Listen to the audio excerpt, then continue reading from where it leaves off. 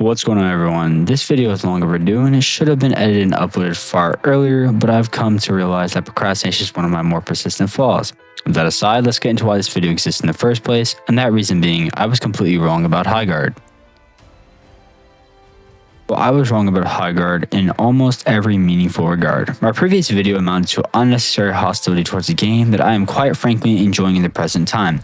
Whether that shift comes from a deeper understanding of its mechanics or from the fact that several of my original criticisms were addressed a mere days after that video went live, the results are still the same.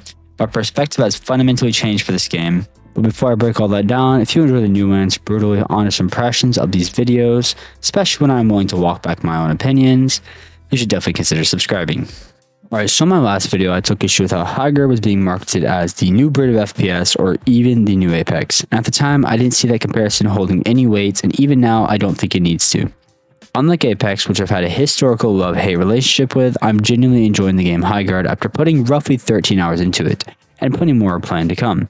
The game is still very clearly in the process of discovering its identity, and rather than punishing it for what it is now, I've come to appreciate the experimentation of what the game is and the mechanics and what it could potentially be in the future. And if we're going to nitpick anything from a free-to-play standpoint, it's worth acknowledging what Highguard is not doing. And it isn't aggressively shoving monetization down your throat the way Fortnite or even pay-to-play titles like Call of Duty often do. The store exists, but it isn't intrusive, and oddly enough, that restraint had the inverse effect on me. It actually makes me want to support the developers financially, whether through warden skins, bundles, or war chests. That level of reverence for player experience is something I really do hope they preserve. So on the technical side, performance has improved pretty dramatically. I'm now averaging between 180 to 200 frames in live matches and not even at the max settings. And that's a huge massive leap from the 25 frames I was originally locked at previously, and that improvement alone reframes much of my earlier frustrations. And as for gunplay, after spending more time with it, I can confidently admit that my initial complaints were a blend of abysmal frame rates and frankly skill issues. The shooting feels solid and very rewarding, and you don't even need to dump an entire magazine into someone as long as you maintain your accuracy, especially around the head hitbox. And yes, I also need to correct myself on healing. I was completely nested into the fact that purging enemy souls restores 2 armor plates and prevents revives.